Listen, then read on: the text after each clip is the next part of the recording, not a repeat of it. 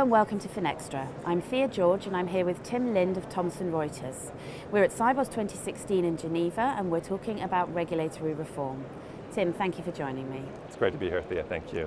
Tell me, what do you think are the main challenges when it comes to implementing regulatory reform like MiFID or FRTB? The pace of change, I think, is the biggest challenge. Over the last 4 years, we've seen a fourfold increase in the number of daily alerts coming out of the regulatory community globally. 70% of compliance officers believe that pace of change will increase, not abate, over the next few years. So the pace of change is increasing.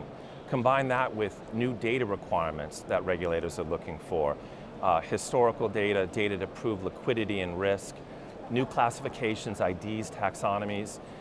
Combine that with thousands of pages of regulatory text with unfamiliar terms, terms like systematic internalizer, terms that are not common in the vernacular of our industry. Combine that with historical low rates on bond yields, on interest rates, challenges to the core business model, lack of available resources within compliance function, and personal liability associated with compliance officers.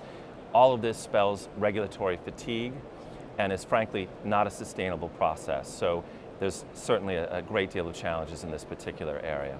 So what role do you think data standards and collaboration can play in making this challenge easier? If you've ever read the Bible, cover to cover, you read about 750,000 words. If you ever read the US tax code, cover to cover, you read about 14 Bibles. Like the Bible, regulation is subject to interpretation. And I think that's the biggest challenge. Thousands of pages of text written by lawyers that have to be translated is a difficult process to ensure a consistent outcome amongst financial institutions.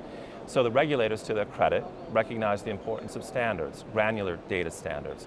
ESMA is publishing within their regulatory technical specifications of MiFID the use of CFI codes, ISIN codes, LEI codes, MIC codes, so standard ISO definitions. So that, I think, is an important recognition of the importance of standards.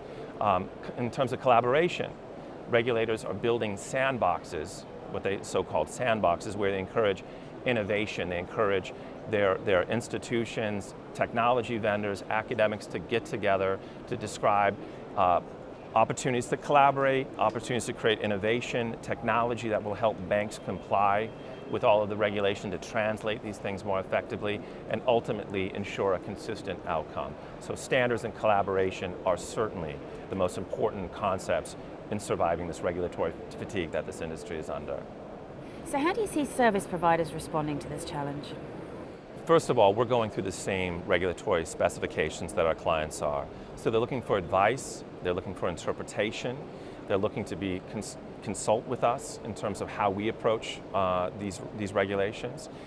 They're looking for us for historical data. They're looking for us to understand how to calculate liquidity, what information can be used to defend liquidity, to defend a capital charge. Lots of historical data, lots of taxonomies and classifications. A lot of the classifications that are required in regulatory disclosure and their templates are not native to the databases of our clients. They don't want to add them, so they're looking for their data providers to include that kind of content in our data feeds and our products to help supplement their need to disclose. Ultimately, they're looking for us to collaborate with other service providers, with legal firms, with consultants, with audit firms. How do we interpret the law? How do we interpret policy?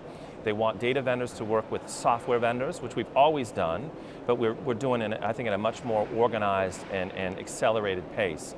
Lots of workflow, lots of semantic and translation of text into a specification.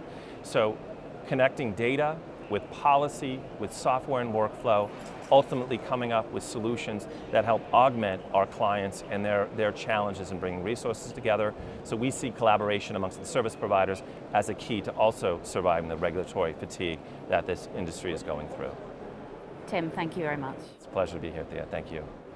And thank you for watching.